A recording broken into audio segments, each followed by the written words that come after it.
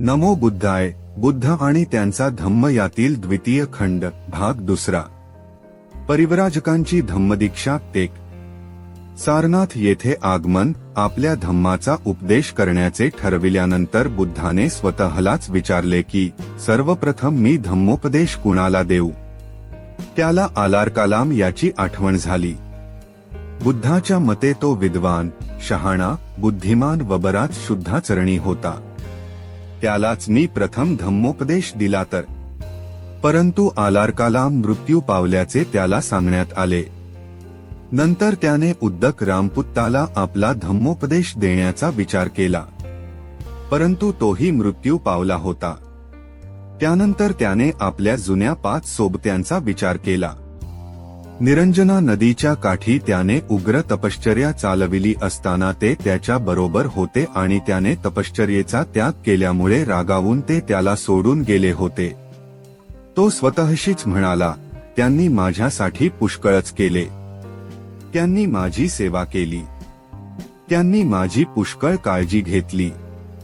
मग मी त्यांनाच माझ्या धम्माचा उपदेश प्रथम दिला तर काय हरकत आहे. त्याने त्यांच्या ठावठिकाण्याची चौकशी केली.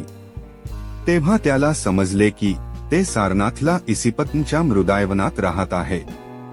तेव्हा तो त्यांच्या शोधार्थ तिकडे निघाला. त्या 5 जणांनी जेव्हा बुद्ध येत असल्याचे पाहिले तेव्हा त्याचे स्वागत करावयाचे नाही असे त्यांनी ठरविले. त्यांच्यापैकी एक जण म्हणाला, मित्रांनो, हा श्रमण गौतम येत आहे. तपश्चर्येचा मार्ग सोडून देऊन हा समृद्धीच्या आणि चैनीच्या जीवनाकडे वळला होता. त्याने पाप केले आहे म्हणून आपण त्याचे स्वागत करता कामा नये. त्याला मान देण्यासाठी उभे राहता कामा नये किंवा त्याचे भिक्षापात्र आणि चिवर आपण आपल्या हाती घेता कामा नये. आपण त्याच्यासाठी फक्त एक आसन बाजूला ठेवून देऊ. त्याची इच्छा असल्यास तो तेथे बसेल. सर्वांनी हे मान्य केले.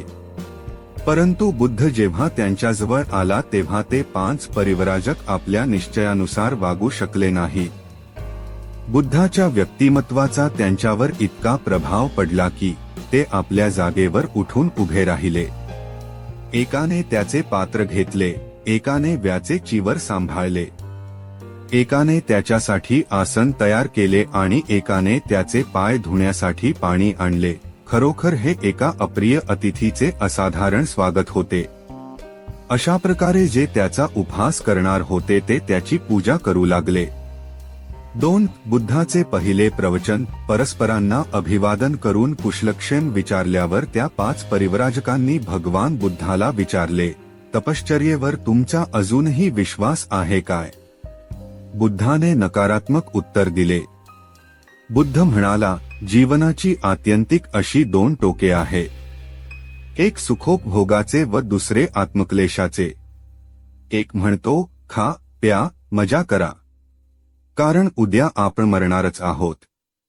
दुसरा म्हणतो, सर्व वासना मारून टाका, कारण त्या पुनर्जन्माचे मूळ आहे. हे दोन्ही मार्ग माणसाला शोभण्यासारखे म्हणून त्याने ते नाकारले. भगवान बुद्ध मध्यम मार्ग मानणारे होते, मज्जिम पतिपदमधला मार्ग, जो उपभोगाचाही मार्ग नाही आणि आत्मक्लेशाचाही नाही.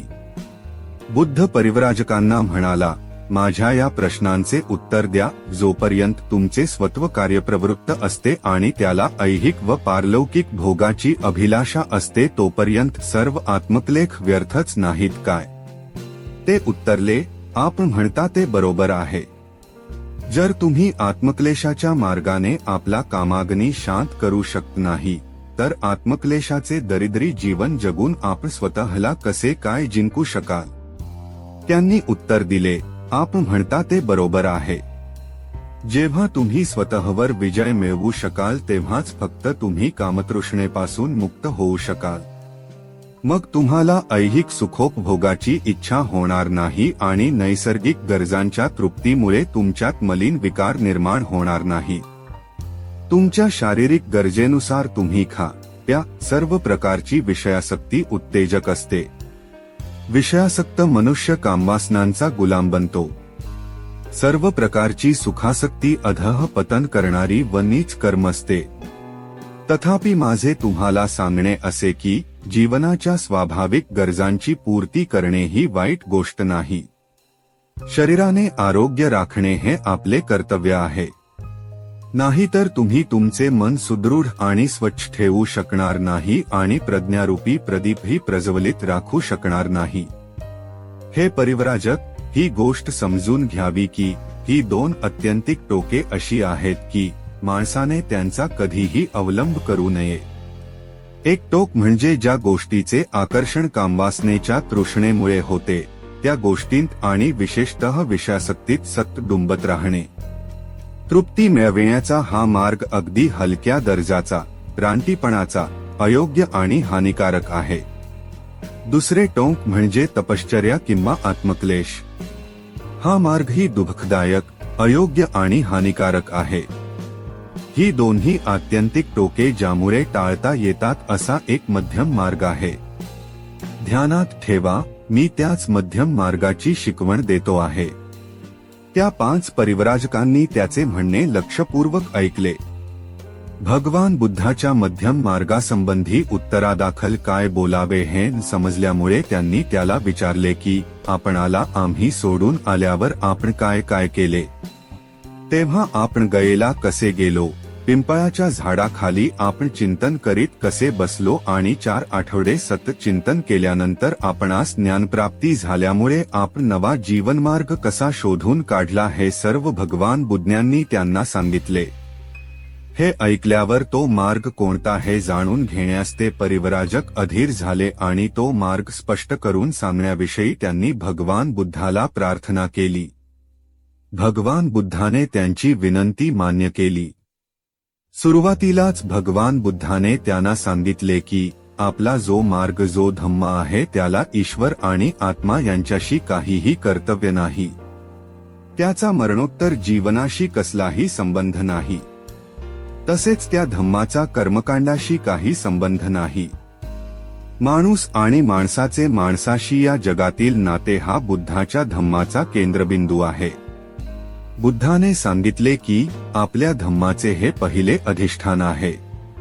मनुष्य प्राणी दुःखात, दैन्यात आणि दारिद्र्यात राहत आहे हे त्याचे दुसरे तत्व होय. हे सर्वे जग दुःखाने भरले आहे आणि जगातून हे दुःख नाहीसे करणे हा एकच धम्माचा उद्देश आहे. यापेक्षा धम्म म्हणजे दुसरे तिसरे काहीही नाही. दुःखाचे अस्तित्व मान्य करणे आणि ते नष्ट करण्याचा मार्ग दाखविणे हाच भगवान बुद्धाच्या धम्माचा पाया होय. हाच एक केवळ धम्माचा पाया होऊ शकतो आणि यावरच त्याचे समर्थन अवलंबून आहे. जो धर्म या प्राथमिक गोष्टींचा स्वीकार करीत नाही तो धर्मच नव्हे खरोखर. हे परिव्राजक हो, जगातील दुःख आणि त्या दुःखापासून मुक्तता करण्याचा उपाय हाच धम्माचा मुख्य प्रश्न आहे.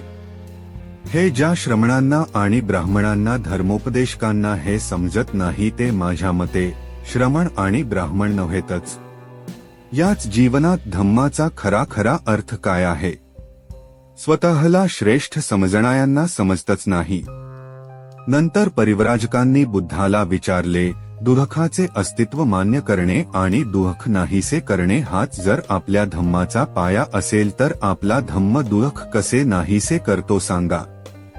भगवान बुद्धाने सांगितले की या धम्मानुसार जर प्रत्येकाने पावित्र्याचा मार्ग अनुसरला, सदाचरणाचा मार्ग स्वीकारला आणि शीलमार्गाचा अवलंब केला तर त्यामुळे या दुःखाचा निरोध होईल.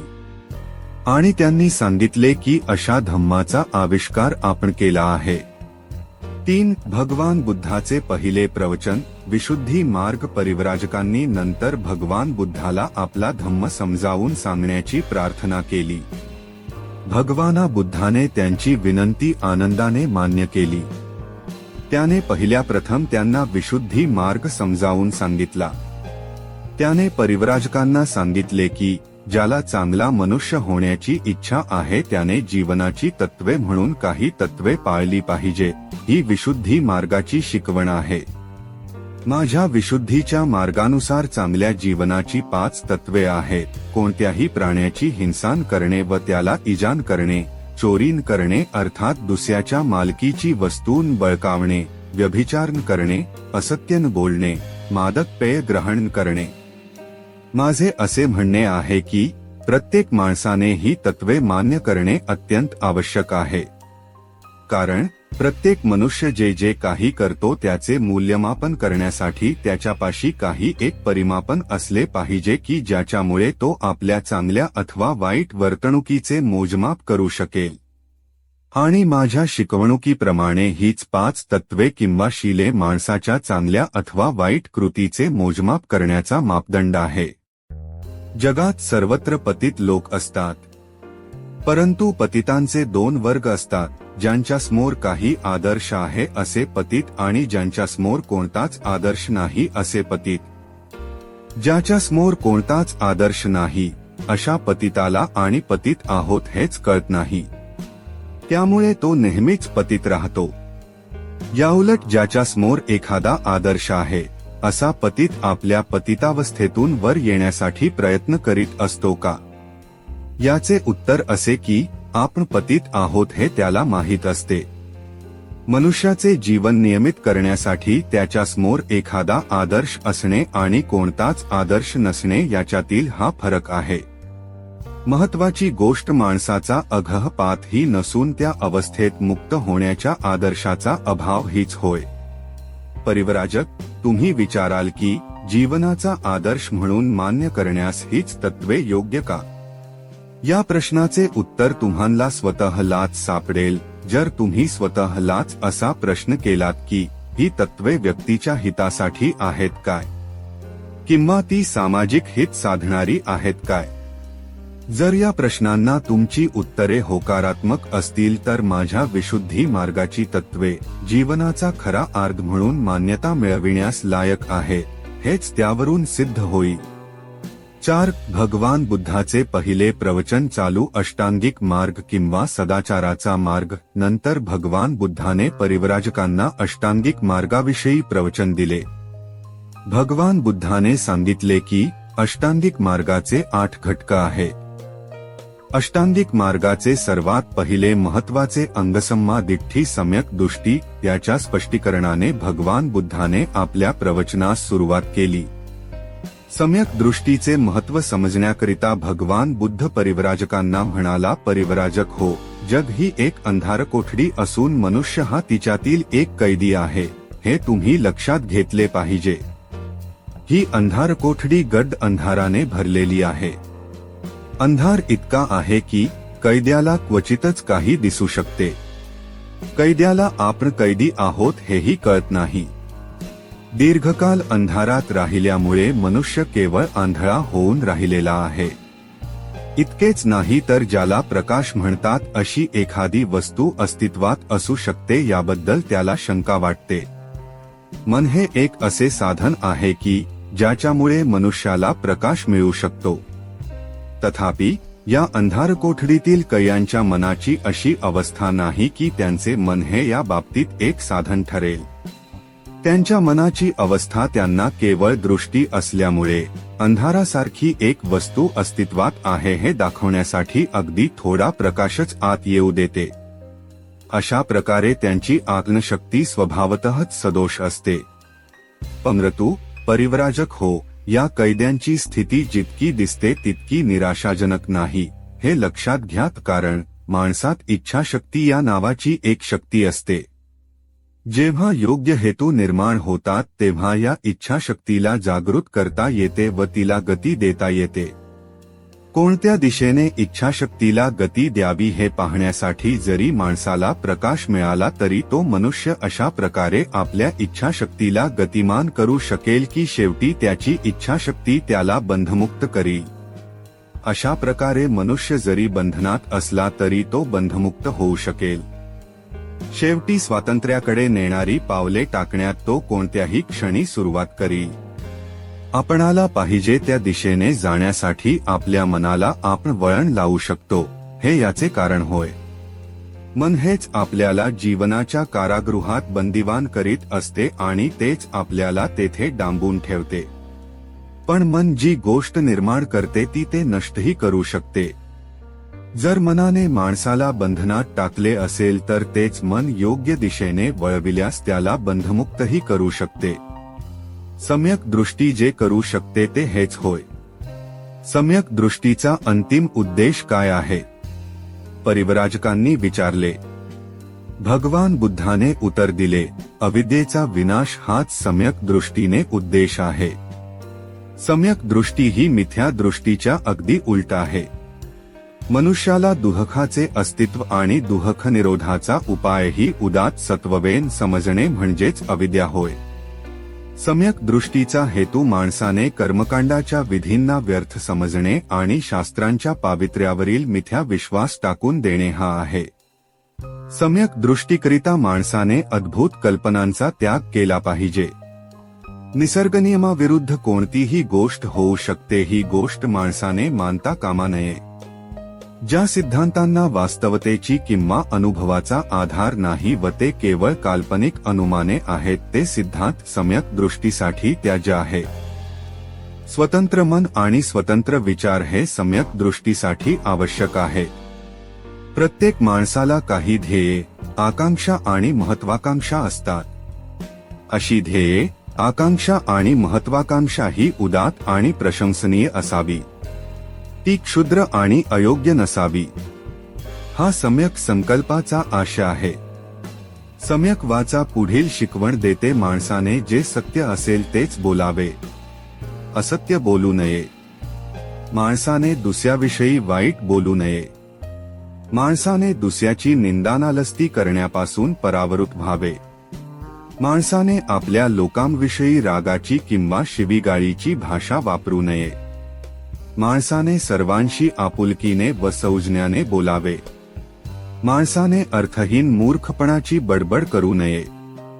त्याचे बोलणे समंजसपणाचे व मुद्देसूद असावे. मी सांगितल्याप्रमाणे सम्यक वाचेचे पालन करणे हे कोणाच्या भीतीमुळे किंवा पक्षपाताने होता कामा नये. सम्यक वाचेमुळे काय तोटा होईल किंवा आपल्या कृतीविषयी आपल्या वरिष्ठाला काय वाटेल याचा सम्यक वाचेशी यत्किंचितही संबंध असता नये. वरिष्ठाची आज्ञा किंवा वैयक्तिक फायदा हे सम्यक वाचेचे प्रमाण नाही.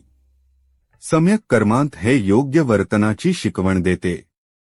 दुसऱ्यांच्या भावना आणि त्यांचे हक्क यांचा मान राखून प्रत्येक कृती करावी अशी याची शिकवण आहे. सम्यक कर्मांताचे प्रमाण कोणते? जीवनाच्या मूलभूत नियमांशी सुसंगत असे वर्तन हे त्याचे प्रमाण होय. एखाद्याचे वर्तन ज्या वेळी या नियमांशी सुसंगत असते त्यावेळी ते सम्यक कर्मांताशी सुसंगत आहे असे समजावे. प्रत्येक व्यक्तीला आपला चरितार्थ चालवाव्याचा असतो. परंतु चरितार्थाचे अनेक मार्ग आहेत. काही वाईट आहे, काही चांगले आहे. ज्यांच्यामुळे इतरांची हानी होते किंवा इतरांच्यावर अन्याय होतो ते वाईट मार्ग होत. दुसऱ्यांची हानी किंवा त्यांच्यावर अन्याय न करता जगण्यापुरते मिळविण्याचे जे मार्ग ते चांगले होत. याला सम्यक आजीविका म्हणतात. सम्यक व्यायाम म्हणजे अविद्या नष्ट करण्याचा प्राथमिक प्रयत्न होय. अविद्या नष्ट करणे म्हणजे या दुःखदायक कारागृहातून बाहेर जाण्याच्या दारापर्यंत पोहोचून पुढील मार्ग मोकळा करणे होय. सम्यक व्यायामाचे 4 हेतू असतात. अष्टांग मार्गाशी विरोधी अशा चित्तवृत्तीचा प्रतिरोधी करणे हा एक हेतू होय. अशा प्रकारच्या ज्या चित्तवृत्ती अगोदरच उत्पन्न झाल्या असतील तर त्या दाबून टाकणे हा दुसरा हेतू होय. अष्टांग मार्गाला आवश्यक अशा चित्तवृत्ती उत्पन्न करण्यात माणसाला सहाय्य करणे हा तिसरा हेतू होय. अशा प्रकारच्या ज्या चित्तवृत्ती अगोदरच अस्तित्वात आल्या असतील त्यांची वाढ आणि विकास करणे हा चौथा हेतू होय. सम्यक स्मृतीला जागरूकपणा व विचारीपणा यांची आवश्यकता असते. मनाची सतत जागृती हा त्याचा अर्थ होय. दुष्ट वासनांवर मनाचा पहारा ठेवणे हे सम्यक स्मृतीचे दुसरे नाव होय.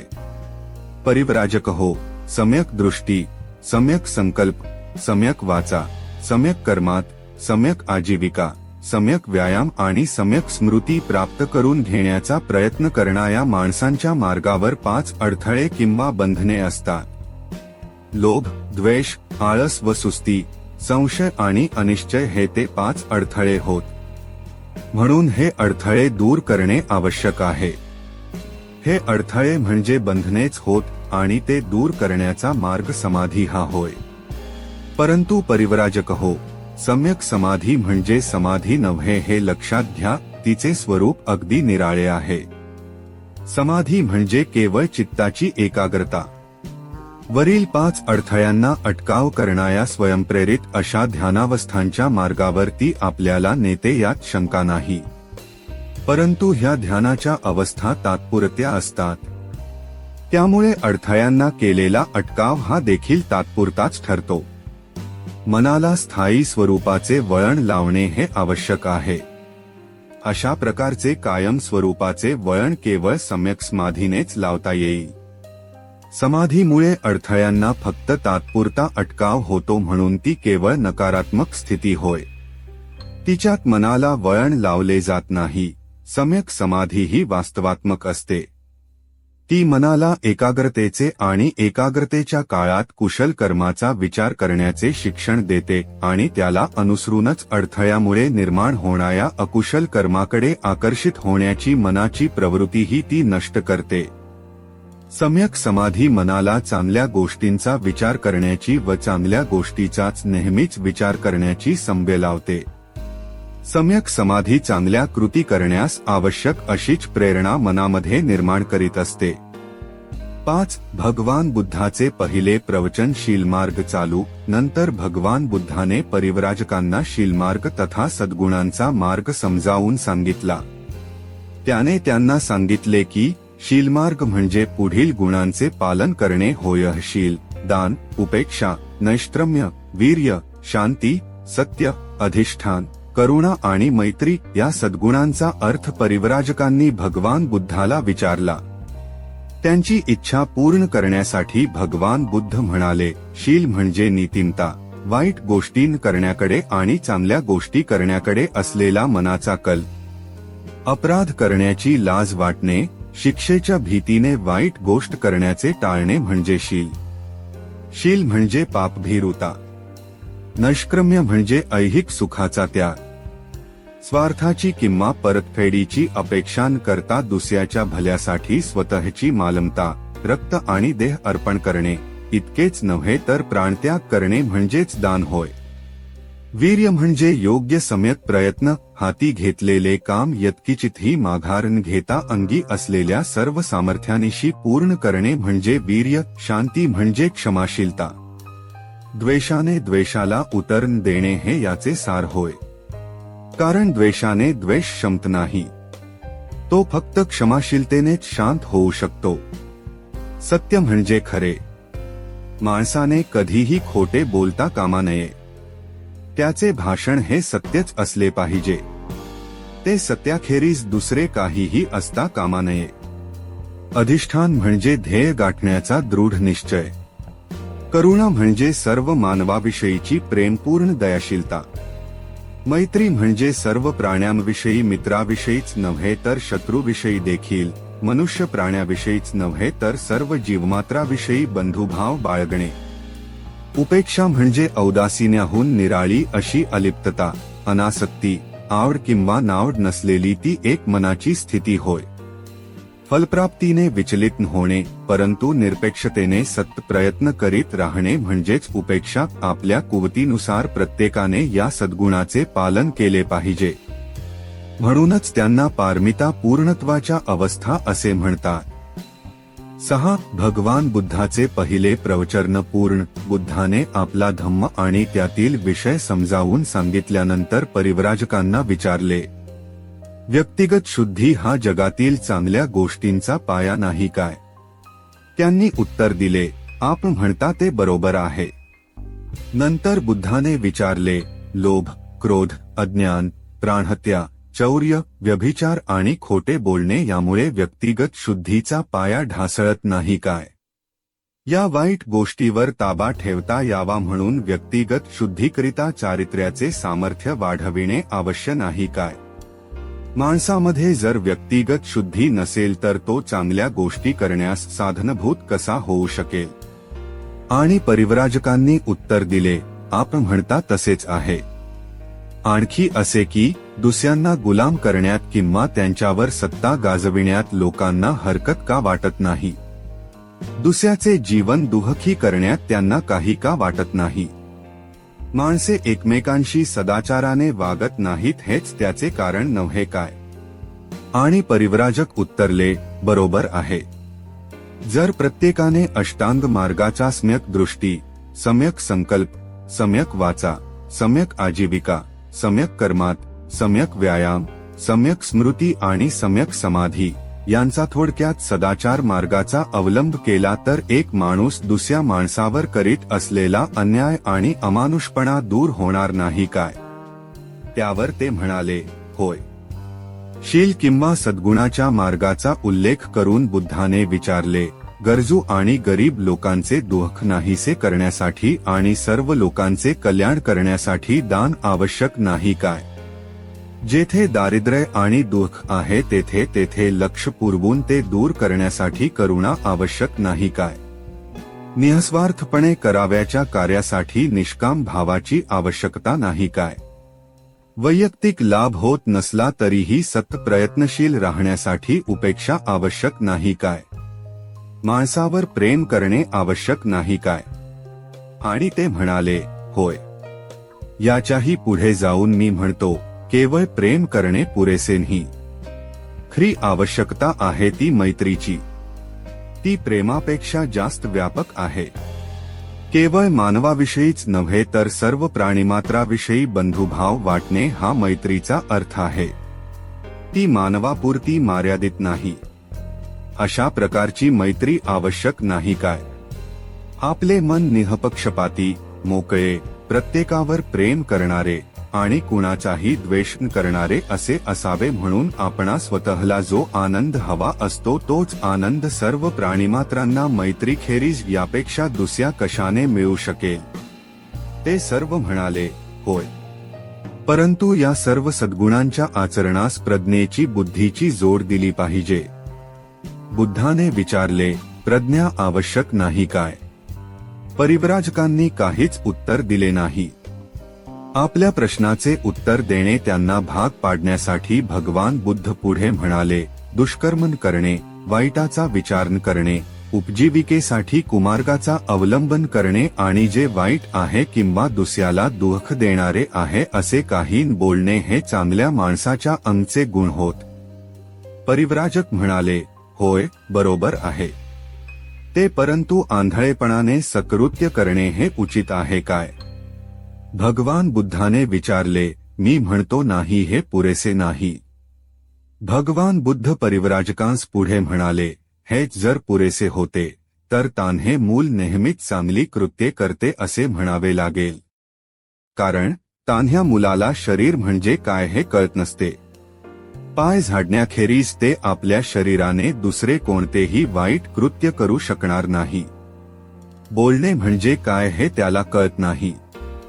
त्या अर्थी रडण्यापलीकडे अधिक वाईट असे ते काही बोलूच शकणार नाही.